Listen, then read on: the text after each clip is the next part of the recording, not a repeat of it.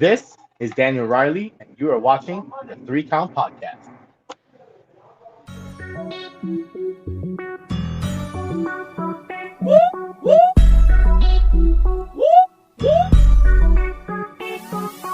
I'm in fashion, roll with cold Well, passion. by now, you already know this is something different, especially when you get this kind of an intro, because let's be real, I have the big elaborate intro for Now Into the Ring, and this is Now Into the Ring 201. And I'm your host, Clifford Red Dog Miller, the man that leads you up that mountain called wrestling. But like every good Sherpa, which I like to think I am, and after our, for this show, right, our 20 and something episode, you would just say with me, right? I am your Sherpa. Because, like your tribal chief, acknowledge me. But it's never about me. It's about who's entering the ring. So who's entering the ring today? You can find this man at Orochi. You can find this man at Pro Wrestling R. You can find this man at Quarantine, Kaiju Pro Wrestling, IWA, NAW, TCW. He is the CEO of the throne. He is also number 262 on the Hispanic Latino wrestlers, because your boy right here at 199. But he is the one, the only, the glorious Daniel Riley. Wow, what an intro, man. Thank you for having me, man. Really Yo, happy to be here. I'm mad excited because like we've had the throne on, right? And so I wanted to bring you back because I wanted to have full on conversations with you because you and I, like, we always have like the best conversations, like just backstage at wrestling shows. Yeah, man, And definitely. when I ran into you at HWT in Jersey, it was like, oh, I got like so hyped because it was like, oh shit, I haven't seen him in so long. Yeah, it was. I didn't know you were gonna be there, bro. So when I saw that you were there, I was like, oh my god, my boy. It's always good to see people you haven't seen in a while at shows. And like I think before that we had seen each other at 1CW, and before that I think we had met in person. So but we had Yeah, spoken. So I was like, all right, man, yo, good to meet you, guy. Whoa, my fire alarm is going off. My bad, ladies and gentlemen. This that is might be the because shortest podcast on Three Count history. I was like, that's because we bring the heat. That's what we do around here. You definitely do, man. You guys definitely do. You guys got a lot of. You guys have had a lot of cool guests. I do keep track of everything you guys do, especially after we were on the last one, which was like over a year ago. So Yeah. you've really been doing it up, man. Really happy to be back on this podcast. So like like I said before, man. Thank you for having me. It's really cool to be here. Hell yeah. It's funny though because while we've announced this, so this episode is going to come out after our 300th episode. And the one thing about it is I made it no secret on our Sunday show. Uh, we are not doing another 100 episode year because that is a lot of stress to like get as many people as you can to come on the show, and you're asking like, I think I sent out at least 400 messages and just kept like tracking people and like asking and getting people to come, and like, I'm just like, you know what, like maybe next 60 episodes may be the mark. Listen, you got 300 episodes, man. Most places, most podcasts don't even make it that long. So that's incredible. So I'll be 301, 302, whatever it is. And I'm honored to be one of those. Yeah, well, I mean, Congratulations to because you for all your work, man. oh man, I appreciate that. Well, actually, so you yourself, man, because this is a different type of show, right? So, I tell everybody that I treat the show like the Joe Rogan experience, but what's cool about this show is that like we get to talk about like more in-depth things because with Now Entering 201, I mean, you're our 20th guest for that show. Like that's number 20. And what's cool about it is like it's one of those things because like, and you probably run into this a lot, right? Like other wrestlers coming up to you and be like, hey man, like I'm in my second or my third year and I really not know, I don't know where to go from here or what to do. And so like what I love about this show is this, especially this kind of show, is that I get to go back to veteran people who I had so much fun on the interviews with and just talk to them and pick their brain a little bit more. And that's why I was like, yo, of course I'm going to bring Daniel on. I was like, because we have so much fun talking. I was like, why not just come back and be like, hey, yo, what would, if someone came to you, right, and was like, hey man, I'm going into my third year of wrestling, what should I expect? Like, what would you tell them? Um, well, I would tell them to expect nothing because that's wrestling is very much of like you get what you put into it. It's never nothing's ever guaranteed. You can have a match today and this could be your last match because you got a career-ending injury. So most importantly, always remember like why you're, have fun doing what you're doing while you're doing it, but also remember that this is work because Mm. at the end of the day, this is a job, and that's what we're here for. We're here to provide entertainment for the fans that pay their hard-earned money to come watch us. Whether you're a good guy, bad guy, just make sure you're putting 110% each and every single time you perform. No matter if there's 5 people or 500. And, See, and just have fun while you're doing it because you never know when your last match is. and that's what I love about I love about performing. Whether there's like 5 to 15 to 350 fans that are in a crowd just like rowdily cheering. It's just you want to treat every moment so intimate because you want people to get drawn into who you are. And if you make Yeah, people feel like you're drawn in, even if it's 1 or 2 people, and usually that's all. Not that I'm trying to divulge a secret, right? It's usually that's what it is. You get one person or a second person to kind of get involved with your character a little bit, and and like the everybody rest of gets the people involved. follow. Yeah, I All it noticed takes that. is one, man. All it takes is one. I noticed that. So I was at SWA, right, and TJ Sykes and I were kind of talking back and forth, but it was in this match, and I just came out and I just heard this guy. And you hear everybody cheering you like red dog, right, and then I hear the one guy is the only one guy. He's like, I don't like this guy at all, and like, so I turned and looked at him and I was like, he's like, at least he's not wearing that stupid vest, and I was like, you missed the vest, don't you? So I got out the crowd, or I got out the ring, jumped down, sat right next to him, took his soda and his chips, and I was sitting here, and I just made it look like I was like, "Hey, so you enjoying the show?" And he's like, "Well, I was until you came." And I was like, right. I think I sometime, and I was like, I think I You got sometime heat, I'll be man. your, yeah. I was like, I think I sometime I'll be your favorite wrestler. I don't know when that's gonna be. Maybe today, maybe tomorrow. Who knows? And I gave back his drink and stuff. I got back in the ring and started working, and I hit this grenade spot. It's something I created, and with the help of Dave Dahl. Dave, you get your love. But I hit Of this course, grenade of spot, course. and I hear the guy in the outside. I go, all right, he won me over. So that You was see, and then that's all it is, man. I've had matches where come out on YouTube and comments go, I don't know why this guy's in the ring. This guy sucks. Or, he's drizzling, and then I'll go and do another show, and maybe 6 months, 8 months later, the same guy is commenting, man, I didn't like him, but he really won me over. And it's just all changing things and adapting to what the fans like yeah. and stuff too. You can't do the same thing in 2022 that you were doing in 2015. It's not gonna get over. You gotta change it up. That's why I think Chris Jericho is one of the greatest wrestlers of all time because look at how many times he changed his persona while just keeping his not the same move set, but he's kept the same signature moves. Like when he Yeah. hits the walls of Jericho, it's over, or it might be over, but it's coming to an end soon. So a guy like that who always changes everything up, you're like, man, I need to do the same thing. You know? And there's always certain moves that he's always like hitting that you just know are coming along, right? Like the Lion Salt, right? You know that's Yep. coming. You know the Walls of Jericho. Well now, like the Code Breaker. That's definitely Yep. another one that everybody knows. And then of course, like now, like the Judas Elbow, right? The The Judas Judas Effect. effect. Yep. Yep.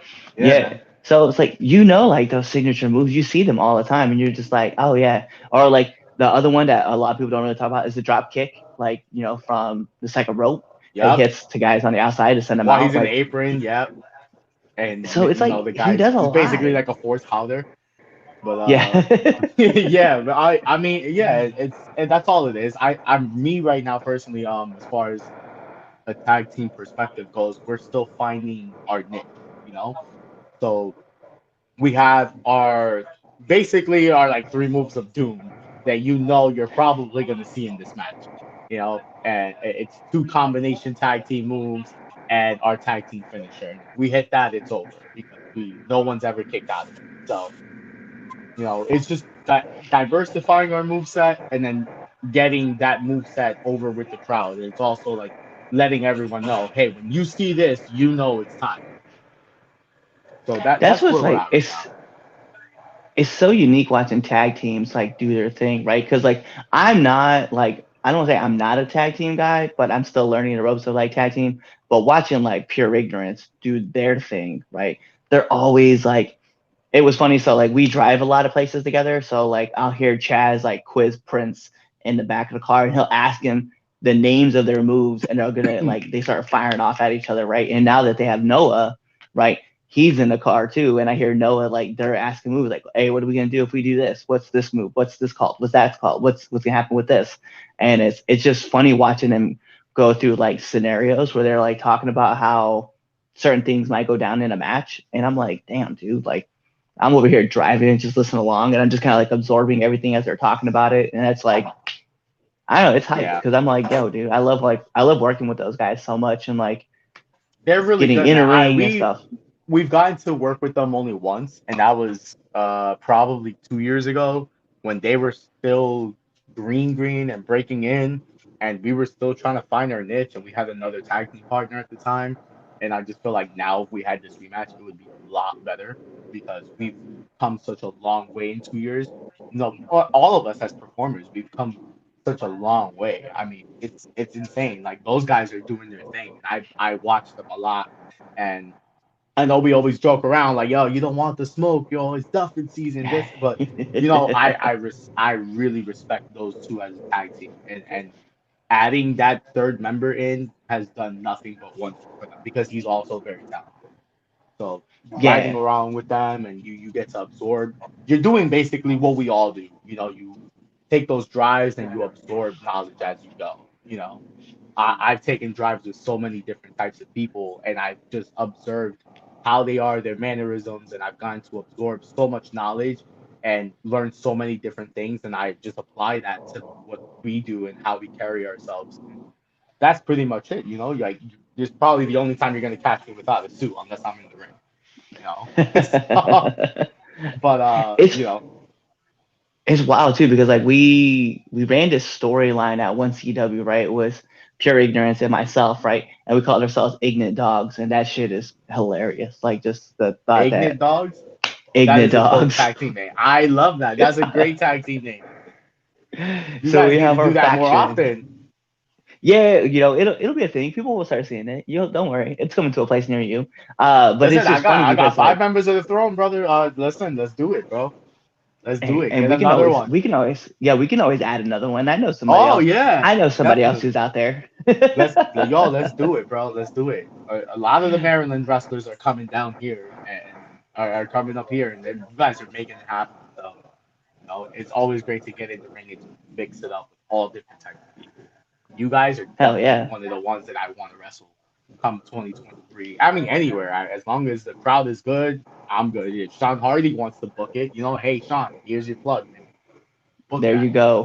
One There CW. you Here you go. are. One CW. It's one of my favorite places that I've wrestled at in the last couple of years. Sean Hardy is definitely one of the best promoters I've ever worked with. So Yeah, he's definitely a lot of fun to be around and stuff like that. And then when you tagged me up on your Facebook post about people you want to work, I was like, oh, I made somebody's list.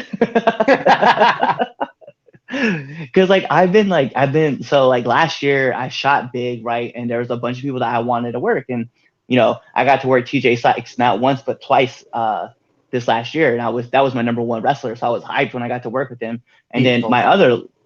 super talented, and then I wanted to work Andino at least once, and I didn't work him once. I worked him three times, and I was like, hey yo, that's crazy. I was like, of these top names that I was like picking out, and yeah, there's a bunch of dudes that are still on my list. Like, you have your rematch guy too. I have my rematch guy, like Darius Carter. I know you're Dream there. I match. know you. Dream match, bro. Yeah, I'm That trying to guy get my is my run back.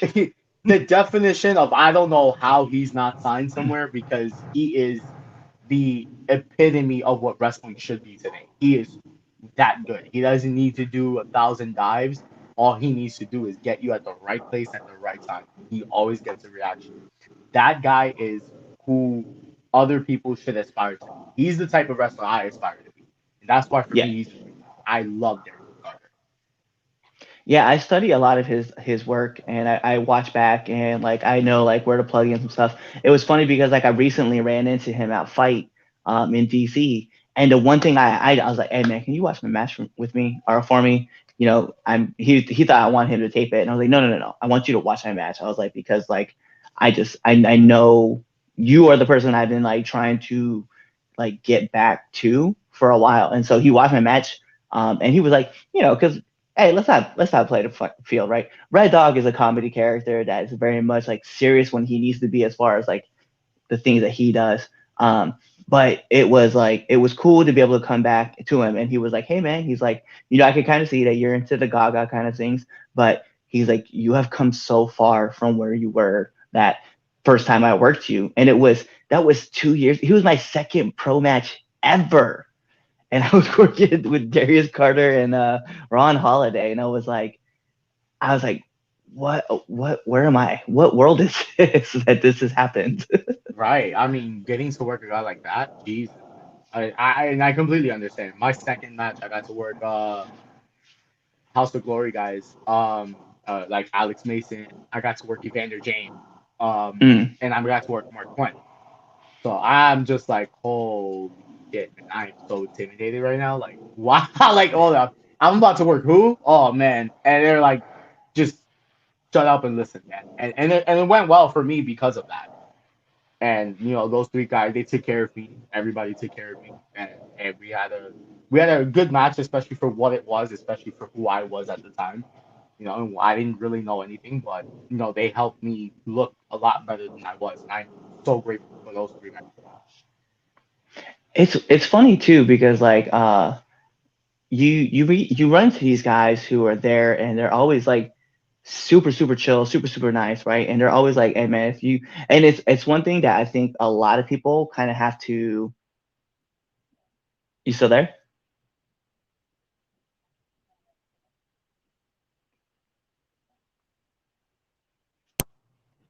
Oh, having problems here. Sorry about that. It's all I'm good. using my phone to do this because I forgot that I could use my laptop to do it, and I just got a phone call. So I apologize for that. Don't worry. I I tried to Uh, tell everybody I'm doing a podcast today, so do not call me from this time to this time. Yeah, it but just didn't get over. Sorry about that. don't worry about it. So we'll pick this up at 3, 2, 1. Yeah, so it's something that you just mentioned, right? Where it's like they told you, hey, just listen and just kind of follow the instructions, and we'll take care of you. It's one of those things that like I think a lot of people need to still remember that, even for myself, right? Like I know I'm going into my third year, and the one thing that I remember like always constantly telling myself is that AO, and it was a big inside joke with Black Magic, right? So uh, it was Black Magic and Kenneth O'Conley, and then myself and New Element, which was TJ Sykes and his tag partner at the time, right? And so we were all working this match, and I said, "Well, I'm the greenest dude here, so I'm just gonna shut up and let you guys do your thing, and I'm just gonna listen." And Mason Walls goes, "No, you're really not the greenest dude here. You got some responsibilities, and we're gonna put them on you. So you might as well just listen to the rest of this match." I was like, "Bet I'm involved." So like, but it was like an awakening thing because then afterwards he was like, "Listen, like you've been around in a lot more places than two other people in this match." He's like, "So you are doing all the right moves," and I was like, "Bro, I appreciate that." But it was like Yeah, I your had experience to, is I not just had years in to, the business, man. yeah, I had to take a step back. I was like, "Oh I've shit." wrestled guys, man, that are 17, 18 years in the business, but they've only wrestled in two or three places. So it's like, oh Right. man, you guys don't have the diversity factor of experience. So I guess I would be the guy calling them out. But when I realized that responsibility started falling on me, I'm like, oh man, crap, everything has to make sense, or it's gonna fall on me now. Damn it. I luckily I'm a stickler for psychology and things making sense. So when I'm in Mhm. a match, I I don't like to do things that don't make sense. And when I do, I go to guys in the locker room who do it a lot longer than me. I have feedback. I literally just sit down and listen to what they have to say. And I apply that for the future.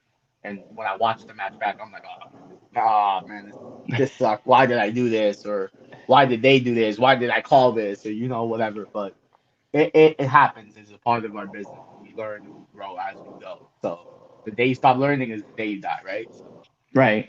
Well, it's one of those things too, because like I find myself in positions every once in a while where it's like I have to be like the veteran, and I'm like, bro, like I'm not even like set for that yet. And like I like people are like, hey, what do you like to do? What we're gonna do this and this. Like I had someone like try to call an entire match to me, and I was like, and they're like, yo, I'm gonna hit a moonsault, and I was like, no, no, you're not. Not at all. Not in this lifetime are you hitting a moonsault. And like, I wasn't trying to be rude, but it was like, I was like, psychologically, I was like, it doesn't make sense. It's like, you're the biggest guy in this match and you're doing a moonsault? Like, nah, bro. You Exactly. are just, Exactly. you are the terrorist. This is a David and Goliath story. It's the easiest story to tell. Like, it's two little guys trying to beat up the big guy, and the big guy can absorb a lot more punishment. I was like, why would you be doing a moonsault? That doesn't make sense. And he's like, I'm gonna do a standing one. I was like, no, no, no, no, no, no. You're not doing No. that. And Yeah. so it's like, If it doesn't make sense, why are we doing it? And you're like, yeah, I've called spots with people, and it is literally the simplest thing that has gotten over. Actually, I did a Kaiju Pro Wrestling, and this was back when they were doing their shows in Old Bridge, and the crowd wasn't so receptive to everything that people were doing that night. I'm not sure exactly what it was, if it's sound or if it wasn't a wrestling crowd. I wasn't really sure, but there was one girl and a battle royal that we were supposed to win, and we were like, all right, listen, before we win this, let's make sure that I want to do something that's going to get over. So I called it to her, and I'm like, all right, I'm gonna do the generic old guy versus female, except guy doesn't put hands on female. Guy is cocky and arrogant, like, hey, you're a beautiful woman, get out the ring though. You're not, this isn't your world, this is our world kind of thing. And she turns around and starts beating the holy crap out of me. And the minute she did a Luthez press and started pounding on me, it got super over. Like, the crowd was so receptive to that. And when we were done, she was like, I can't believe how over that got. And I was like, I can't either. I figured it'd get over. I didn't think it was gonna make the crowd pop the way it did. So it was like one of those where I'm like, all right, you know what? I think I'm in the position where I'm calling the right kind of things right now. So it's a good thing because it means that I've grown as time has gone by, but it also means that I know what's getting over right now. At least with whatever crowd, I'm learning how to listen to what the fans are saying. And if they're quiet, I need to make them. yeah. See, that's a thing that I just sit back now, like, and I listen to like a lot of the other veterans as they're like calling their matches, or even when I'm with them and they're calling matches to me, and I just like to sit back and listen, and then like I like to watch them, like while I'm in the ring working, I like to watch them, right? Because they're like obviously doing stuff that's like, like maybe they got me in a rest hold, right? And all they're doing is just waiting, right? That's all they're doing, and they're listening. And I'm like me, I'm like, oh, we gotta get to the next place. But the other person is just like, nah, we're gonna sit right here for a second, just chill Hey, out, chill out, relax, just brother. chill out Yo, before man, I we just tighten this down. yeah. I locked up with someone one time and it was a little bit rough. And the guy was like, yo, man, chill. We just got started, man. Relax. Why are you so tense? And I'm like, no, man, I'm just trying to make this look good. And he's like, well, man, chill out. Just take this real quick. And I'm like, what the hell? And he's like telling me, like, you smell really nice. And I'm like, are we really having this entire conversation while you have me on the headlock? I guess so. I'm like, wow. And then I watched the video back and I'm like, you can't hear anything. Damn. Right. It was one of those experiences where I'm like, The one that got me, I got Dave Dahl to pop in the match. Actually, you were at the match. So we were doing the Kings of the Post match, right? Kings of the Ring match, and Dave Dahl was getting pinned, right? And I got hit with a chicken in the back, and so I grabbed this rooster, right? And I look at it, and I look at Dave, and I put my hand on Dave's chest, and I look at the ref, and the ref looks at me, and I look back at the chicken. And I was like, "Hey, yo, ref, hold my cock." And I watched Dave Dahl go, "You're an asshole," and he just was it turns that and like, same was it that same yellow rubber chicken? yeah. I got that same chicken thrown at me in the ring while I was working with Casey against the Renos, and a "you suck" cock chant broke out. And I'm like, damn, I know we're heels, but oh my god, we're gonna get hit up for the pride booking. Oh, oh man. Um, but yeah, I remember I was at that match. You did a really good job in that match. That's the first time I had seen you perform in a while. And man, he's grown a lot. And then now you're telling me you're on your third year. That means you were on your second year Yeah, I was when in my that match second took year. place. So, bro, you're doing great because a lot of people don't do those things in their third year. Third year, I was in business. I think I was wrestling the same gym for the same company once a month. I was barely out there.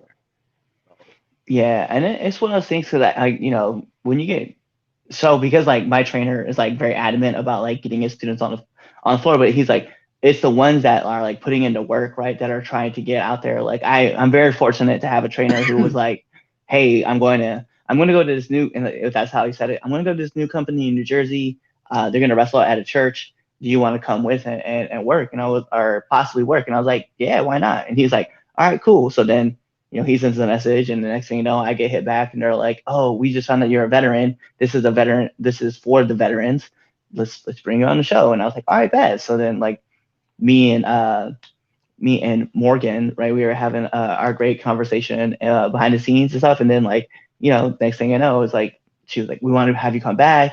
And then, I haven't been back to HWT since I had a booking at 1CW. I was already booked to be there. And I was like, I want to be there, but I have to be here first. And I already accepted the booking here. Yeah, and I'm once you very accept like, it. yeah, I'm very adamant about that. Like, I know a lot of people like to do the double bookings, but I'm one of those people that's like, like if I already committed to a date, like I'm on that date. Like I'm not trying to go somewhere else unless Yeah. unless it's like a huge opportunity. Like that's the other part too. Like I can't be like, hey, let me go to a company, right, where they're like, we may have something for you, but just come and show up and we'll get you somewhere. Or B company goes, hey, we want to put you in the title picture for your debut. Or a nice storyline or whatever. Yeah. Yeah. Yeah. I've And done a lot of double shots this week. So Casey and I have had bookings where it's like literally we're match number 3 and now we have to hit up the other promotion like, hey, so we're match number 3 here, and then it's gonna take us like 45 minutes to an hour to get there. And they'll literally, I mean, they've been nice enough to be like, all right, well, we're gonna put you close to co-main so you have time to get here. And I like we'll literally have to leave with our gear on and just show up to the other place because we don't have time to take it off and put it back on. So we're literally scrapping just to get down there in time. And the last time we did that, we literally got there with like 7-8 minutes to spare. And they're like, all right, what are we doing? I'm trying to call them as we're on our way. All right, listen, let's call this. Let's call this on the phone right now, man, because we don't got time to call it when we get there. And we probably called like one spot. It's like, all right, you know what? We're gonna just call in the ring. Call in the ring. Forget it. I feel like that's the thing that happens a lot too, is that like, yeah, and I feel like that's the thing that happens like whenever there is a double booking, or like maybe you're just fresh with somebody, right? You haven't really met them that much, and you just pop in and you're just like, all right, well, this is because like I've always been told like, call the beginning, call the ending, and then everything else you just call it in the ring.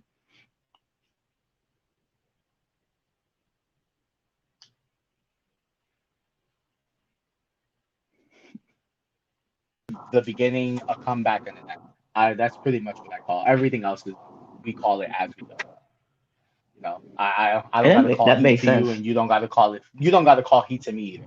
We don't need to do any of that. We can literally work it out as we go. Like I'm gonna be like, yeah, I'm gonna hit you with a leg drop, and then once you kick out, I'm gonna hit you with a suplex. Like no. We just call it in there. Because if the crowd's not feeling it, we're gonna change it anyways. So it's just too much to remember, man. It's too much to remember. I'm not an actor. I can't do that. We'll call the beginning.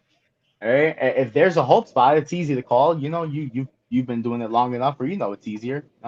If I know you don't have that much experience, and we'll call the most generic stuff we can. Yo, crossbody. Yeah. Crossbody, like, and I'll call Casey. Yo, come cut him off. Like, thank God my gimmick allows me to do that, because I'm like, I can just snap my finger and have him come in, because that's our gimmick does that anyways. So thank God for that, because if not, I'd be so screwed. But well, I think for me, it's like one of those things where I get to be kind of unorthodox as far as like, because like another like a couple unwritten rules, like something I was just learning as I was picking it up, last year, was like one thing is like, like a champion or like the person like the baby face doesn't leave the ring, right? And I had a spot with TJ where like, because Red Dog had the gun spot for the longest time, and a lot of people know what I'm talking about. That gun spot was great, man. But TJ caught the bullet, and then like he ate it, and like I left the ring. I sat in the crowd, and I was like, did he really just eat the bullet? So like, but I know a couple other people that were like they didn't like that a couple other workers didn't like that I had left the ring, and I was like, well, yeah, but my character breaks these rules anyway.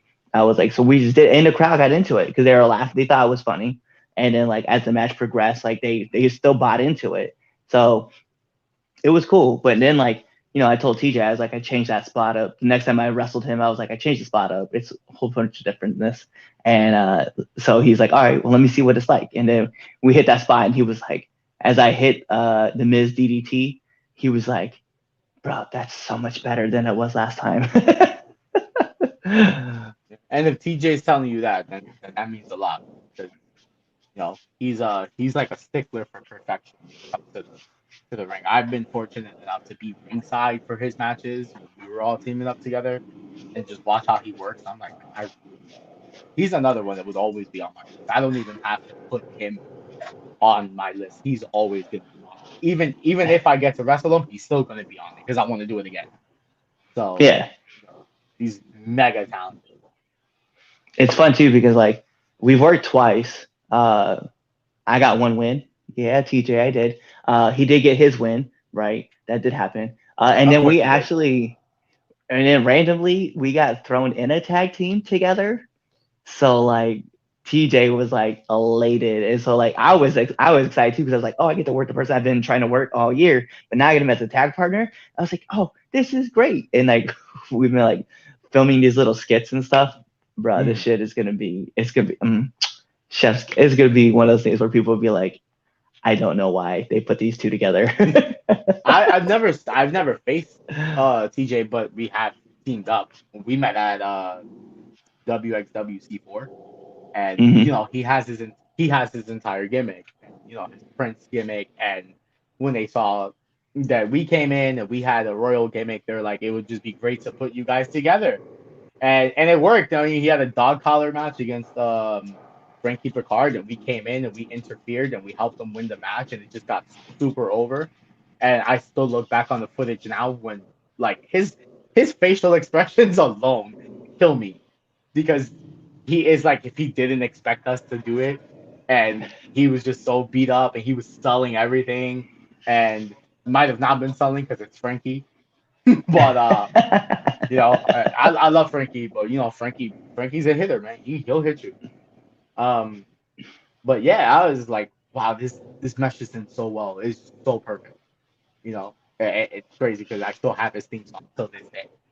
But It is cool too because like as those kind of guys that you get in the ring with or you get around them and you start listening how they do it and you start picking things out that makes sense to you to help like build like you up, right? Like as far as like how you're gonna call a match, how you're looking at things, like watching someone like him or watching someone like Sicken or watching someone like even watch like Moses from Shane Taylor Promotions, the way they call their matches and the way they see the ring and the crowd, and they just know like, hey, we'll do this here, and then we'll try to hit something here because maybe the crowd will start going up, and if not, we'll go this route. Like it's so cool to watch like just like the field of view go from like here to here, and you're just like, wow, you're just like riding along with them. So it's one of those things where I've like sat down and I've just taken notes and just listened.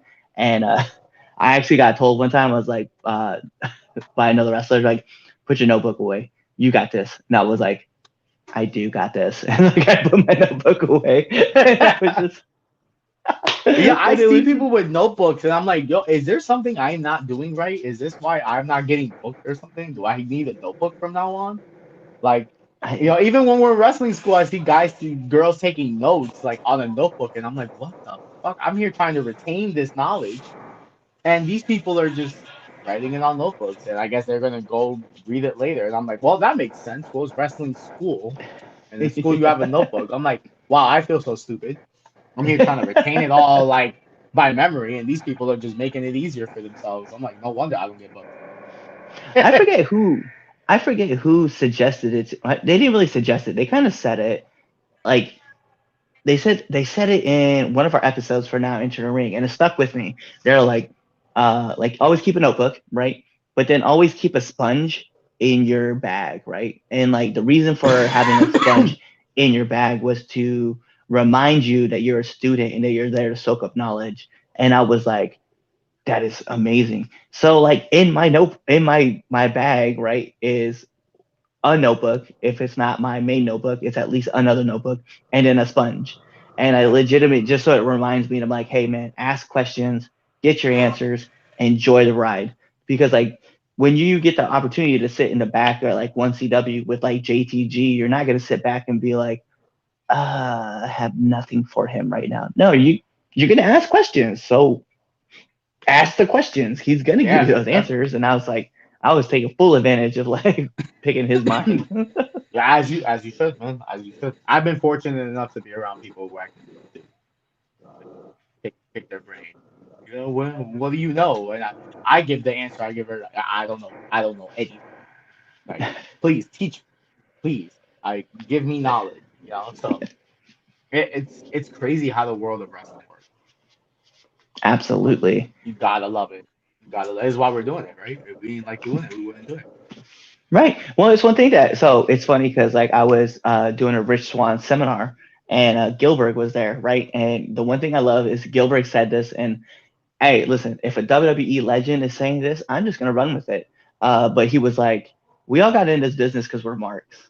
He's like, so it's okay to be a mark. He's like, now understand, like when you're in the back and stuff like that, don't mark out for the talent, but it's okay to be like, I'm a fan. It's like, and just admire from a distance, right? Take notes and stuff like that. Learn as they're doing a thing. But you're a mark. He's like, everybody throws a super kick in this business. Why? Because they love Shawn Michaels. And I'm like, I mean, I don't throw a super kick, but I do appreciate Shawn Michaels. He's great. One of the greatest performers ever. I'm one of the best. um, Period. Hands down. Can't even debate that. but a question I really wanted to ask you too is that like what would be your expectations? Like if someone came to you, right, and they told you they've only been in for like a couple of years, like what's your expectations of that person? Like what are you looking for? Um, I it's crazy because I've met so many different kinds of people. I've met guys that are a year or two, and they seem like they've been in the business for over a decade because not only of how talented they are, but also how they present themselves. Um, if a guy was asking for my feedback, what would I expect? It's more about coach, like how coachable are you, right? And are you gonna actually take what I'm telling you and retain it, or are you just gonna be like, all right, thank you for the feedback, and then just brush it off later on, like if I talk to you. And that's just what I look for as a person. But most guys in the business, when they're a year, two, three in, they don't understand real psychology of a match, how we make this make sense. Like I can hit this dive, I can hit this one, I can hit this one, but why are we hitting?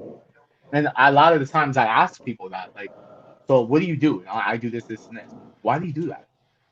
Do you do that every match? Most of the time. Why do you do all that? No. Oh, I want to put on a great show for the crowd. That's awesome. And I can do that too, but I don't need to hit any of that. You can hit maybe one of those. And if you hit it at the right time, it's gonna get a pop. As long as you hit it. If you have a big move and you tease it and you go for it and maybe missed it the first time and later on in the match we hit it, right? Now it got a pop because I did everything to stop you the first time. And now we can go into near fall because there's must be a reason why I was trying not to let you hit the move before. So when I tell people that, some people are like very, very receptive to it. They're like, I never thought about it that way. And I'm like, well, I didn't either before I learned it from someone who was talking to me about it. So, just retain it. Take what I'm telling you and retain it. And you're going to learn something else from someone else and retain that as well. And just use all of that to your advantage. And everything that everyone tells you, pick the things that you're going to apply at that very point in time, at that very next match, and just use it. And it's going to make you different.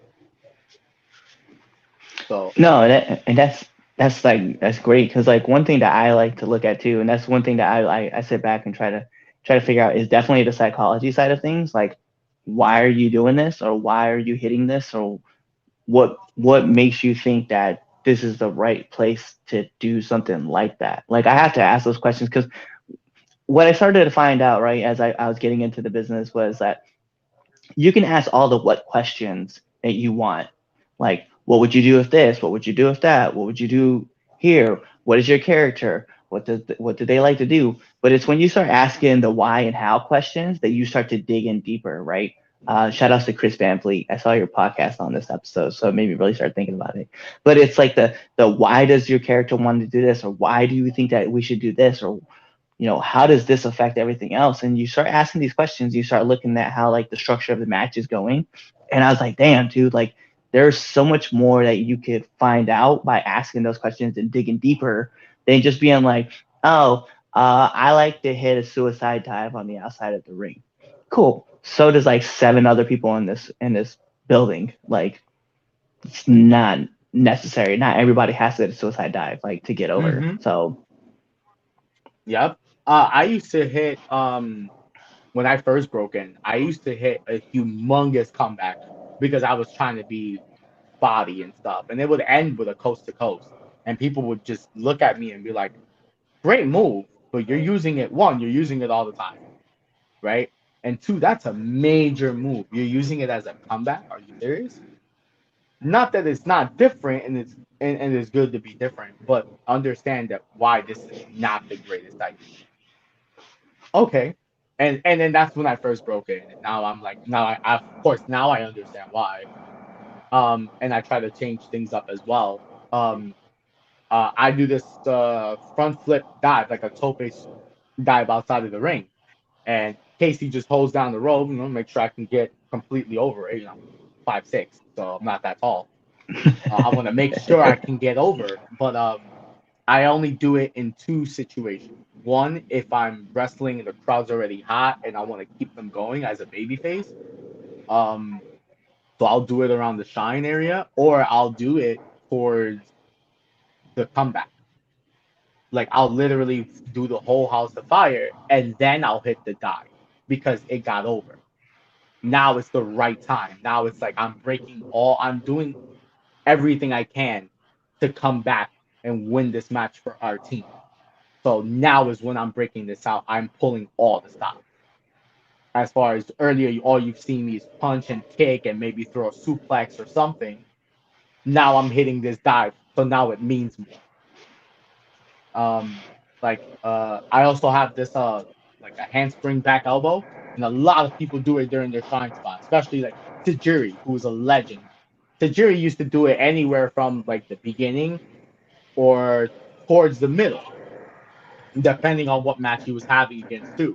I actually use it as a hope spot, and I use it where I fight out, and then I'll hit a rope, I'll handspring, and I'll let the guy catch me and cut me off with something instead of me actually hitting it. And I already got to display that I can do this move, and if it would have connected, it would have probably changed the entire dynamic of the match. But because I didn't hit it, it makes the guy look smarter, and now we still have to keep going. How much gas in the tank do I have left? So when people see that, they ask me, and I tell them why, and they're like, "Man, that's pretty smart. Most people wouldn't think about it." So I like that. I like that a yeah. lot. It's because like for me, like one of my comeback moves, one of my moves, I like to hit at least as far as when I start to come back, I usually try to finish off with like a spine buster.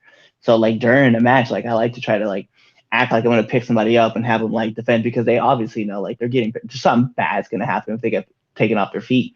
And it's Right, one of of those course. things I think about too. Like I love that spot. And then when I go to pick people up, instead of like it's like a combination between Farouk as well as Arn Anderson, right? Because like I pick a person up, I hold them in the air, I say something stupid, right?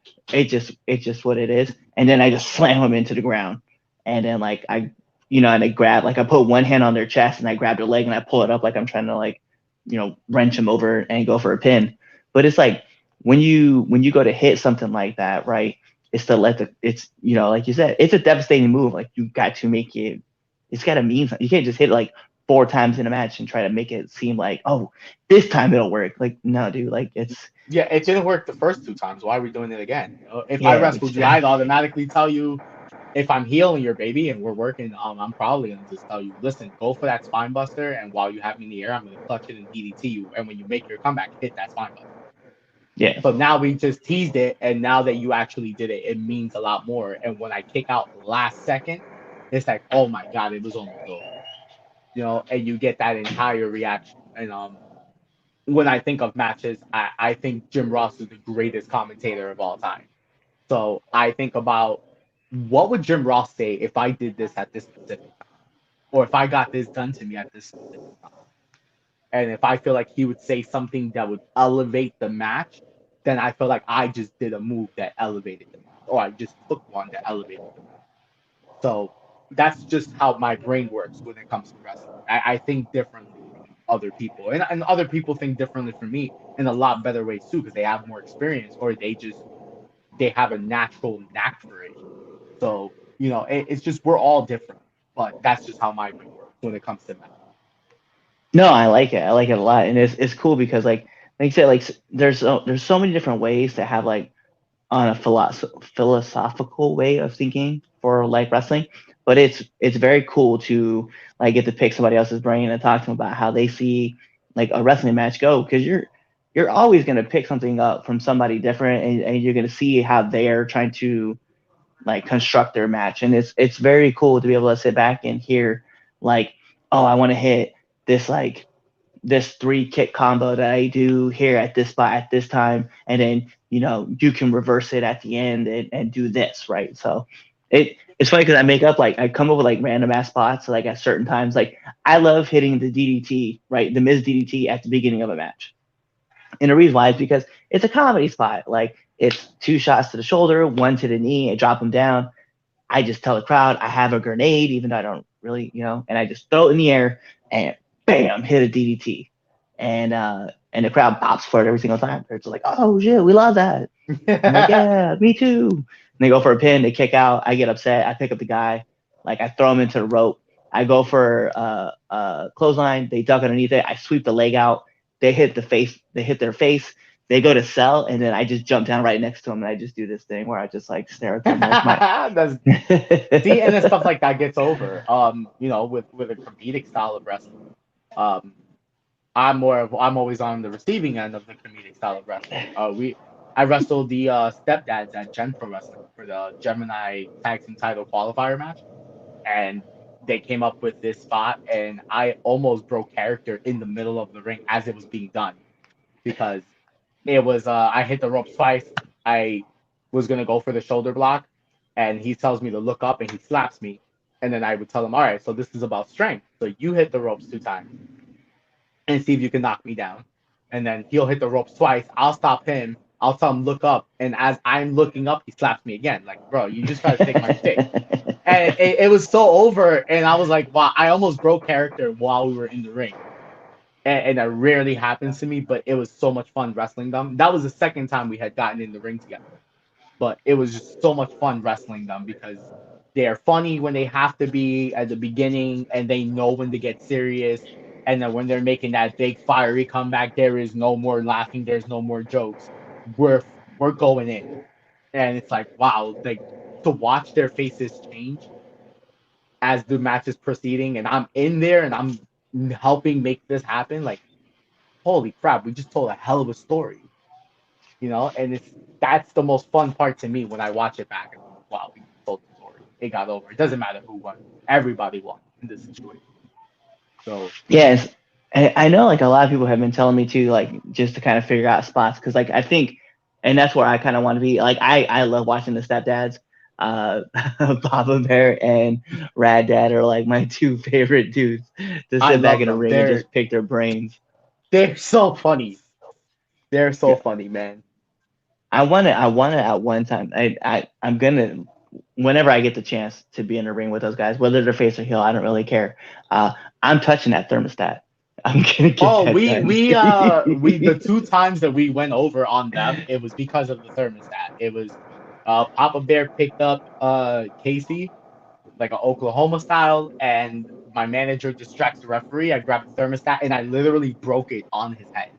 And that is a legit hard plastic thermostat. It really does hurt. And he was like, break thing. I'm like, are you serious? He's like, break the thing. I'm like, all right, and then break it, and it just wow, the noise that it makes and everything was all over the place. The entire service that was all over the place.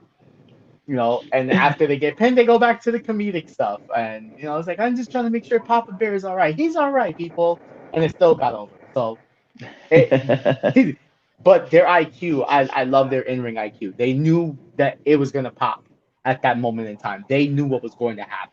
We wanted to change it up the second time because we had done the same spot in the first place, and Papa Bear was like, why? And I'm like, well, I just want to do something different. He's like, for what? We haven't done it here. Let's do it here. If we have a rematch, then we'll do something different. God damn it, he's right. Yeah. I mean, and he's right. And this was a few months ago. This wasn't even that long ago. It was about 2 months ago. So, I love that. Man, right. It was just so over. The only thing different that we did was that I didn't start the match this time, and I got to do the comedy spot with Kruger. But other than that, the match was exactly the same. I like that though. So we're gonna transition this over to our game, right? Because we always have one, right? Whether it's the 10 count questions or even if we're just doing match of the week on Chaz and Friends, because that's the name of our new. It's not the debate show anymore. That's something we haven't talked about. So we don't call it the debate show anymore. It's called Chaz and Friends. But so now into the ring. But for now entering 201, we have pin, submit, and DQ. Here's how it works. We're gonna go through 3 rounds. I'm gonna pick out 3, whether they're wrestlers, comic book characters, musical artists, and you're gonna pin one, submit one, or DQ one. So, you ready? Got it. I guess I'm going over. All right. So I'm going over. All right. Somebody puts me over. So we're gonna put on some familiar foes, and you're gonna know them, and they're gonna know this because I'm gonna clip this part out and send it to them. Prince Machiavelli, the Don Chaz Evans, and the Shooter Noah Idol. Ooh. I'm gonna have to submit Chaz, pin Noah, and DQ Machiavelli. He's the biggest guy in the team. I ain't trying to catch those hands, man. Let's go with the chair shot. I like it. So the next one that we're gonna hop into, we're gonna go with Scott Summers, aka Cyclops.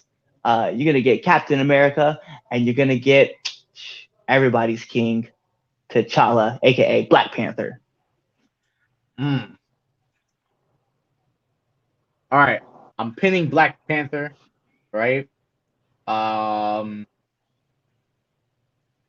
gonna have to. I'm gonna have to submit Scott Summers, man, because Captain America don't tap, brother. So I'm gonna have to DQ that guy.